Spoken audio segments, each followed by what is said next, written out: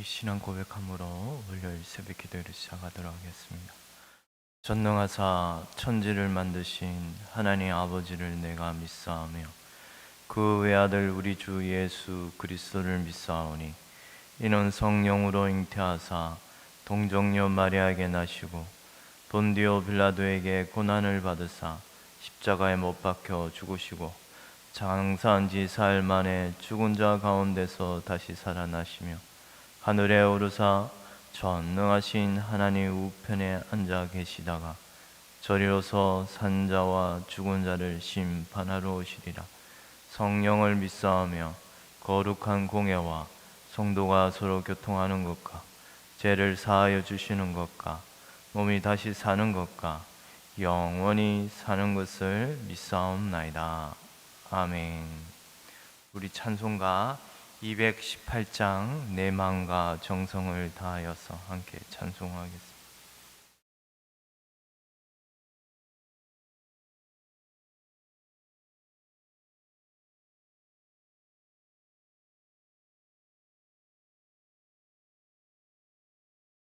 찬송가 218장 내 마음과 정성을 다하여서 함께 찬송하겠습니다.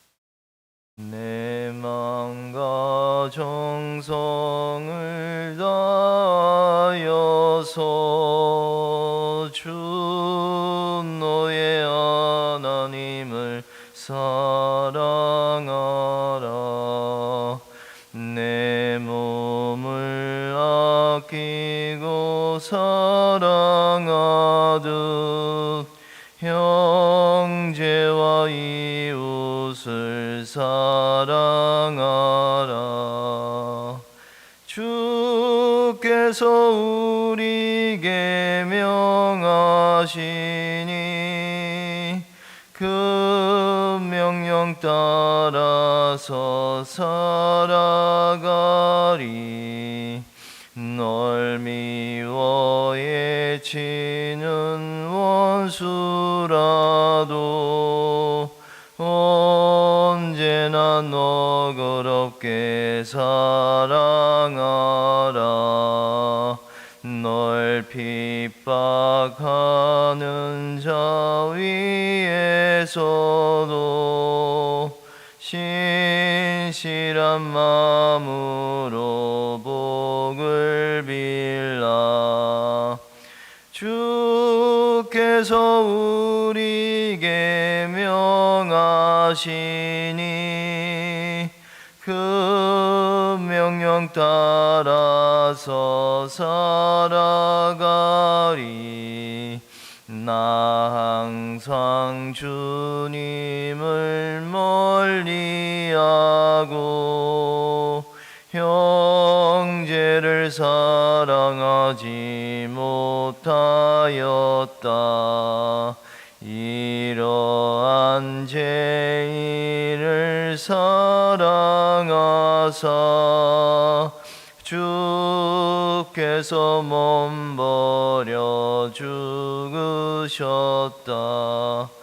속죄의 큰 사랑 받은 이 몸 내 생명 다 바쳐 충성하리. 아멘.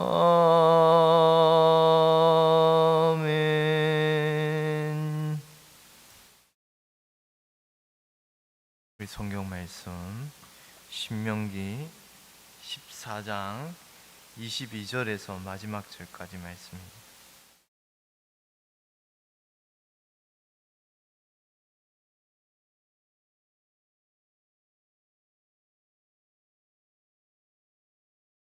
신명기 14장 22절에서 마지막 절까지 말씀입니다.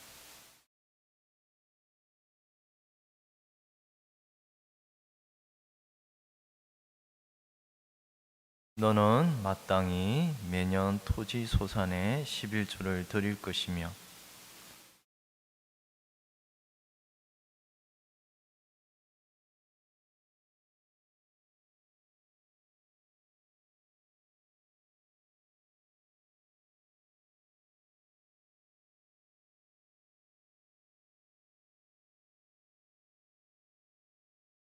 그러나 내 하나님 여호와께서 자기의 이름을 두시려고 택하신 곳이 내게서 너무 멀고 행로가 어려워서 내 하나님 여호와께서 그 풍부히 주신 것을 가지고 갈 수 없거든.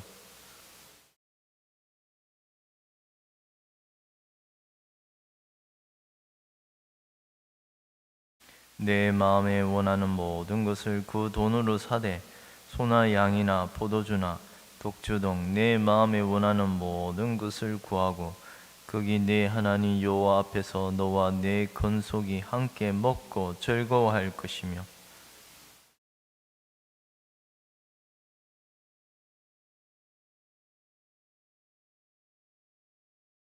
매 3년 끝에 그 해 소산의 10분의 1을 다 내어 네 성읍에 저축하여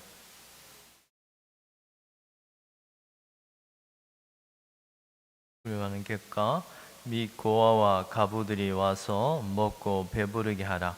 그리하면 내 하나님 여호와께서 내 손으로 하는 범사에 내게 복을 주시리라. 아멘. 네. 오늘 11조에 관한 말씀입니다. 오늘 또 특별히 오늘 내용을 보면 그 예수님 당시에 성전에 비둘기 파는 이런 장사칠이 있었지 않습니까? 그런데 그걸 엎어버렸어요.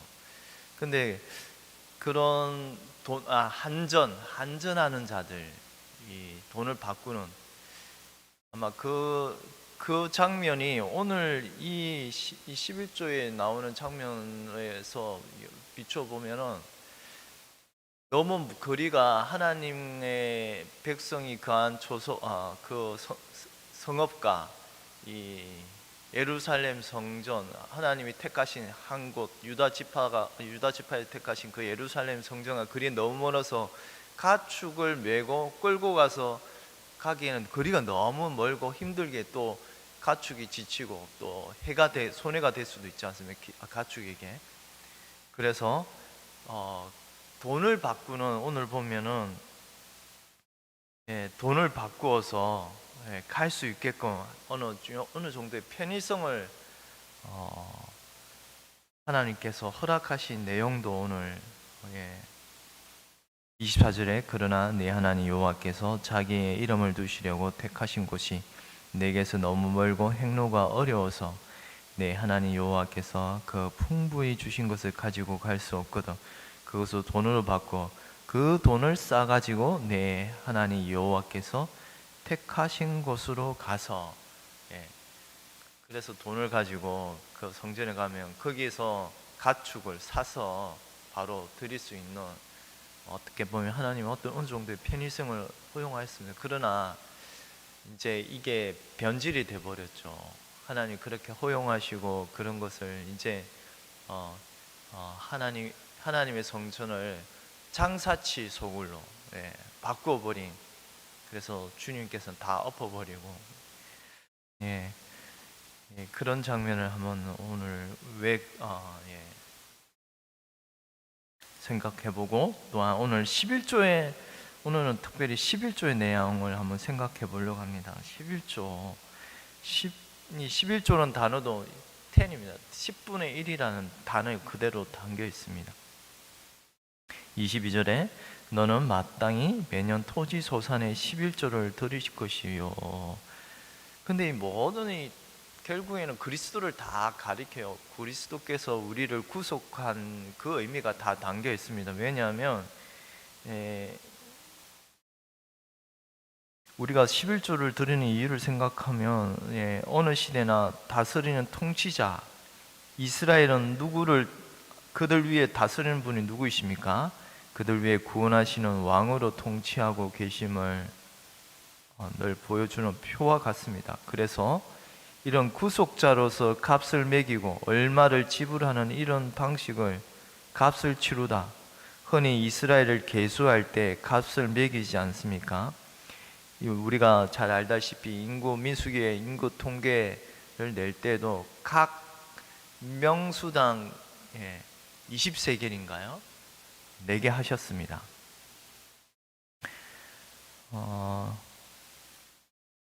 레위기에 보면 특별히 레위기 마치면서 레위기 맨 끝에 27장에다 처음 난 것, 첫 태생을 말하고 있어요.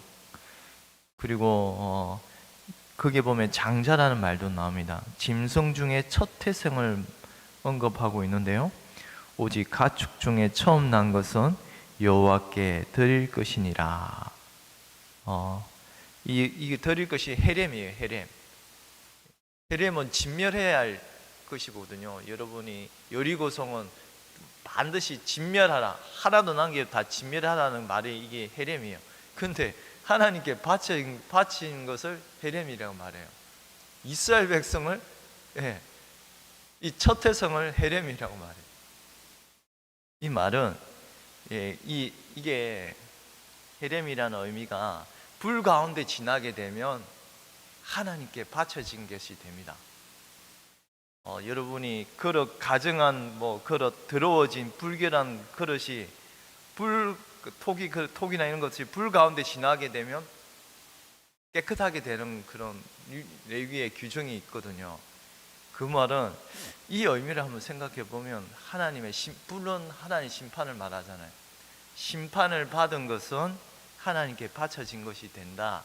이 말은 결국 그런 이스라엘을 위하여 대신하여 심판을 받게 하신 그 그리스도의 피값으로 말미암아 이스라엘 백성은 하나님께 바쳐진 자가 되는 것입니다. 하나님께 바쳐진 것이 이스라엘 백성이라는 말입니다. 왜냐하면 예수 그리스도의 피값으로 온전히 바쳐진 것, 이스라엘 백성입니다. 여러분이 이 첫 장자, 이건 결국 이스라엘입니다. 여러분이 출애굽할 때에도 유월절을 지낼 때 다 첫 장자를 다 멸하지 않습니까? 그런데 이스라엘 백성의 그 첫 태생이 다 여호와의 것이라고 또 말해요. 근데 그 첫 태생 그 유월절 규례 보면은 다 어린 양의 피로 구속함을 받지 않습니까? 이제 출애굽하는 것, 첫 장자 이스라엘은 하나님께 바쳐진, 근데 바로 어린 양의 피로서 말미암아 구속함을 받은 그 어린 양의 피는 우리가 잘 알다시피 예수 그리스도의 피값으로 온전히 바쳐진 자가 이스라엘 백성입니다. 이스라엘은 그분의 값으로 주고 산 바로 이스라엘 자신들이 하나님께 바쳐진 자들이란 말입니다. 그래서 11조를 드리는 것은 사실은 자신이 하나님께 바쳐졌다는 표와 같은 것입니다. 이제는 저는 여호와의 것입니다. 이것이 이런 표로서 11조는 하나님께 하나님 저를 드립니다라는 표와 같은 것입니다.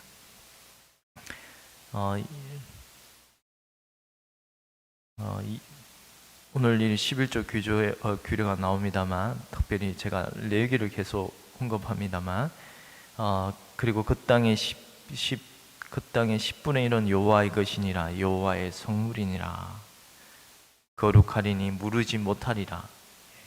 바꿀 수 없다는 말입니다. 이 말은 고엘이에요. 무르지 못한다는 말은 고엘이에요. 고엘, 무르다, 구속하다. 이게 여러분 무르다라는 바꾸지 못한다, 바꾼다는 말인데요. 이게 다른 말로는 이 고엘은 구속하다는 거예요. 비록 값주고 사다는 말이에요. 무르지 못한다는 말은 다르게 표현하면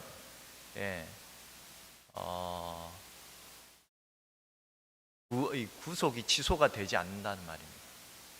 우리가 하나님의 그리스도의 피값으로 산 것은 구속이 취소가 되지 않는다는 것. 모든 소나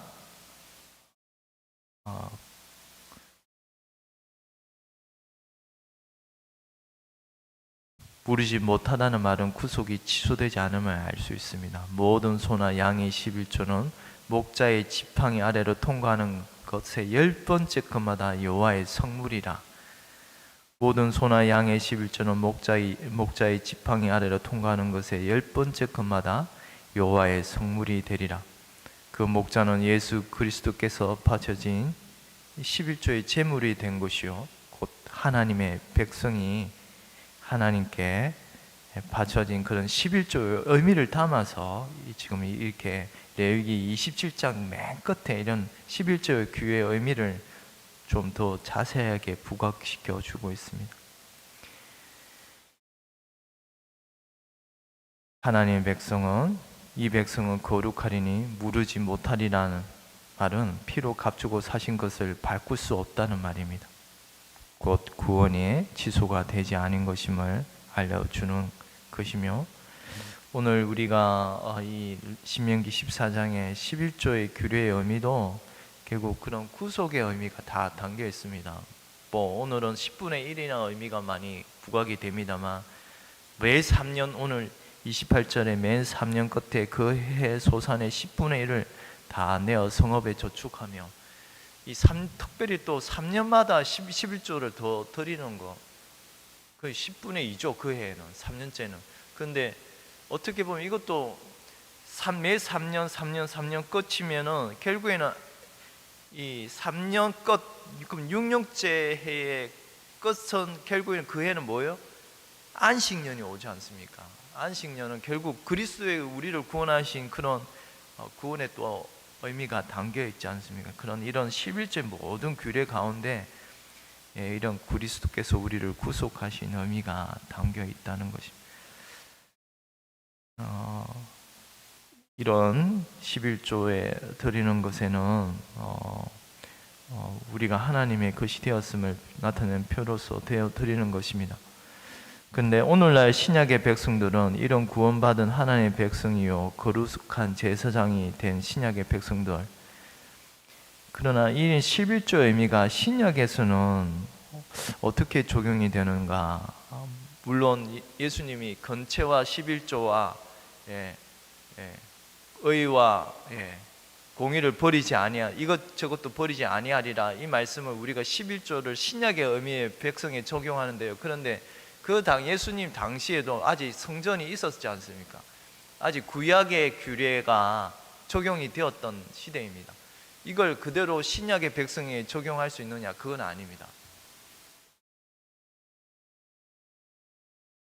예수님이 그 제자들 나병 환자를 고치시고 그 나음을 받은 증거를 가지고 모세의 규례를 따라서 제사를 자신을 그런 제물을 드리라고 예수님이 친히 명령하신 것을 보았어도, 이미 예수님 당시에도 구약에 아직 성전이 세워져 있기 때문에 구약의 규례를 따라서 한 것이지, 그런 걸 가지고 오늘의 신약의 백성이 11조를 드리라 이런 말을 하기는 무리가 있는 것입니다. 그런데 그렇다고 해서 오늘 신약의 백성들은 어떻게 우리가 이 11조의 규례를 생각을 해야 하는가라는 의미를 한번 생각해 본다면, 오늘도 보면은 이 11조를 어떻게 해요? 누구를 위해 드립니까? 너희 중에 분깃이나 기회 없는 레위인, 내 성중에 그려하는 객, 고아와 가부들을 봐서 먹고 배부르게 하라. 그러면 내 하나님 여호와께서 내 손으로 하는 범사에 내게 복을 주시리라. 이 신약의 백성들은, 이 구원받은 하나님의 백성들은 이 고린도전서 16장 1절에 보면, 성도를 위하는 연보에 대하여는 내가 갈라디아 교회들에게 명한 것 같이 너희도 그렇게 하라. 매주의 첫날에, 이 매주의 첫날이 안식일 첫째 날입니다. 이 원문은 안식 첫째 날에 너희 각 사람이 이를 얻은 대로 저축하여 두어서라고 말해요. 그러니까 우리가 주의 날, 첫째 날, 예수님이 부활하신 그날 모든 성도들이 한 자리에 모여서 예배 드리는 그때 저축하여 모아 두어라고 말합니다. 이게 우리의 어떤 의미가, 지금 우리가 왜 헌금을 드리고 왜 연보를 드리는지, 이 연보라는 단어도 이게 원문에는 물론 로기야 어느 정도 일정한 비율이지만 다른 데에는 코이노니아로 해석을 해요. 코이노니아예요. 뭐요? 교제, 사랑의 교제, 사랑의 마음에서 드리는 것. 우리가 교회에 헌금을 하는 것도 결국에는 교회의 가난한 자, 궁핍한 자, 그러한 자들을 위하여 우리가 나의 것을 내어 드리는 것, 이게 사랑의 마음이죠.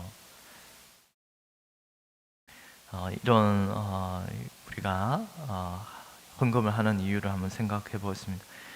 오늘 좀 잠깐 길어질 것 같은데요, 저는 이런 점에서 한번 더 여러분에게 왜 우리가 11조를 드려야 하는지, 고 박윤수 목사님이 헌법 주석이라는 책에 이 문제에 대하여 아주 자세하게 기록해 놓았습니다. 제가 그걸 그대로 한번 인용해 드리게 하도록 하겠습니다.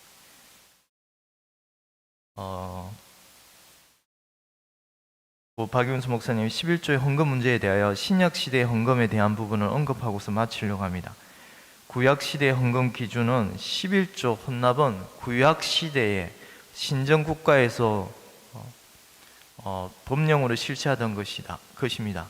그것을 드리는 자가 기쁜 마음으로 해야만 향기로운 것이겠지만 할 수도 없었고, 이거는 반드시 해야 했던 것입니다. 그리고 11조 10분의 1이라는 분량은 아브라함이 멜기세덱 제사장에게 바친 분량이었으며, 이스라엘 백성도 레위 족속을 위해 바쳤으니만큼 오랫동안 역사적으로 존중시되어 왔을 뿐만 아니라 하나님이 정하신 분량인 점에서 아주 중요하였습니다. 그러나 신약 시대의 헌금은 교회의 지도자들이 신자들에게 11조 헌금을 독려하면서 장려하면서 그것을 신약 시대 성도의 헌금의 표준인 듯이 가르치는 일이 있다면 이것은 시정되어야 한다, 고쳐져야 한다고 말합니다. 교회의 지도자들은 다음과 같은 사실을 알아야 된다. 신약 교회는 구약의 신정국가의 법령으로 다스림을 받는 단체가 아니고 그리스도로 말미암아 의문과 이 글자 문자적인 것, 그리고 기타 외부적 의식의 제재에서 초월하게 된 영적인 단체이다. 그러므로 교회는 10분의 1이라는 숫자의 법령적 제재는 받지 않는다. 신약시대의 신자들은 소득의 10분의 1 이상을 자원하여 하나님께 바칠 만한 영적 은혜를 받았습니다. 고린도 후서의 8장의 내용을 보면 그런 모든 내용이 다 기록이 되어 있습니다. 그러나 이것도 교회가 교인들에게 강요하거나 표준을 세워 명령할 것은 아니다고 말합니다.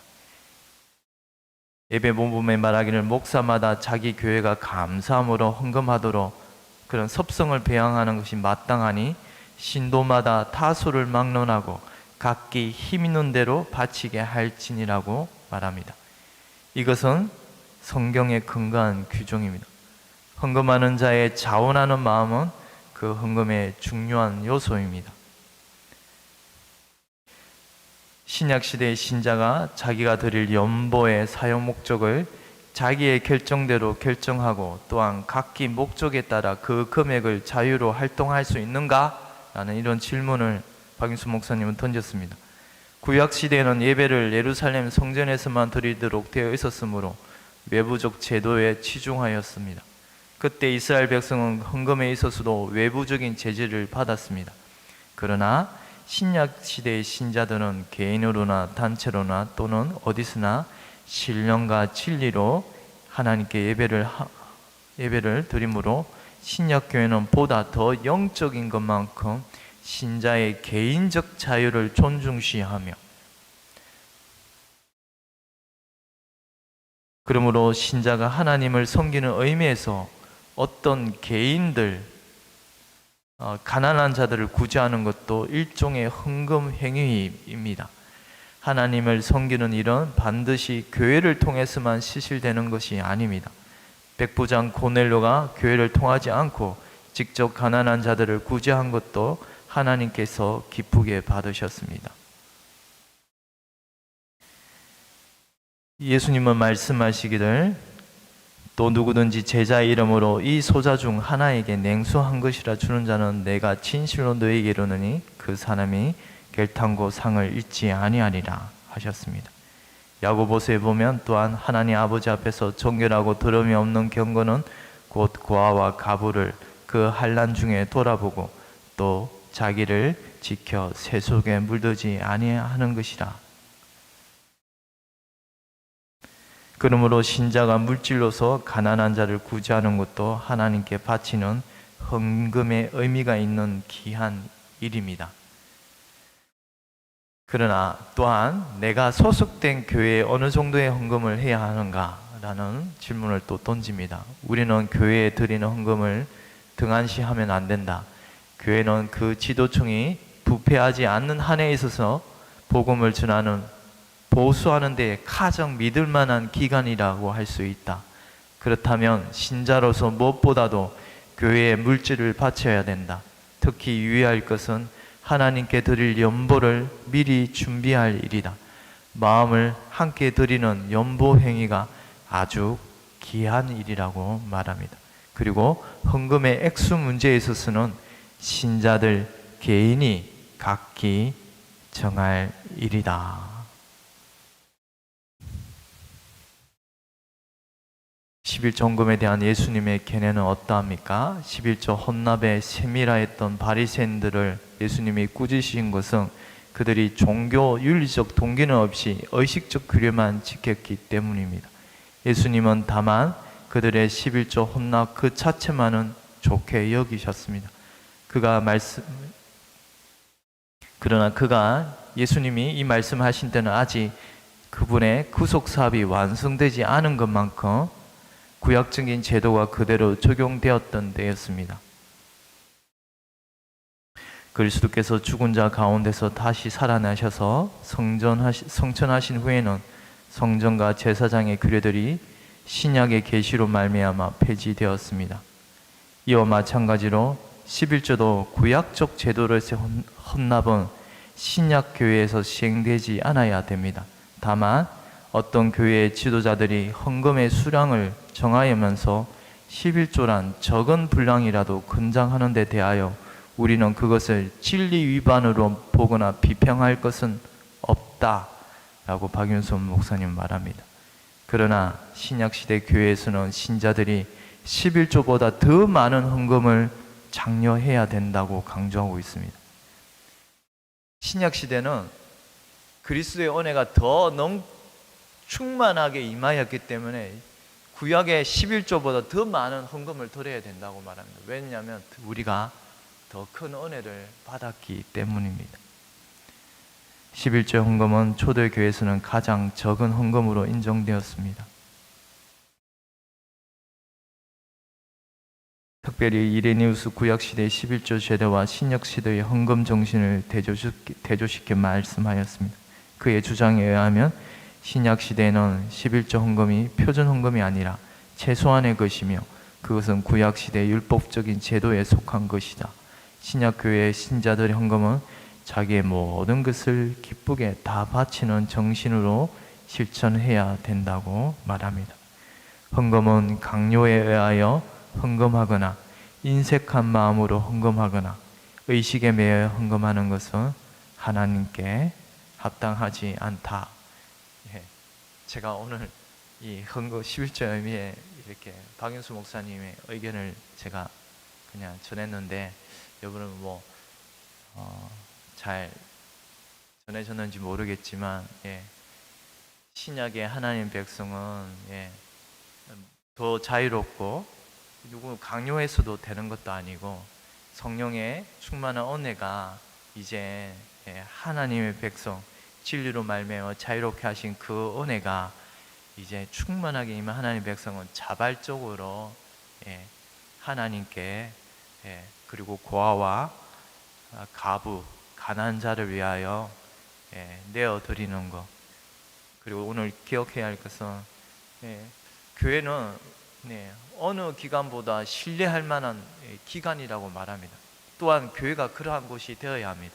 그래서 우리의 물질을 교회에 안식구 첫날, 지금 주의 날 모여서 하나님께 우리 귀한 것을, 아니 나의 자신 모두를 내어드림으로 교회가 가난한 자를 구제하는 이 일에 참으로 더욱더 열심을 내야 할 때인 것 같습니다. 기도드리겠습니다.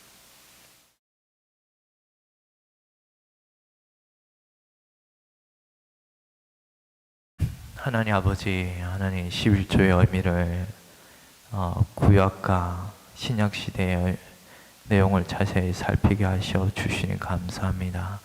하나님, 모든 구약적인 의식적인 규례를 다 예수 그리스도께서 폐지하여 주시고, 아니 완전케 하여 주심으로 말미암아 우리의 영혼을 성령으로 말미암아 구원하여 주셨사온데, 이런 하나님의 백성의 구원의 의미를 더욱더 기뻐하는 가운데 나는 나의 것이 아니요 오직 우린 나의 주 예수 그리스도의 것임을 고백하면서 주의 날 하나님의 백성들이 한자리에 모여서 예배할 때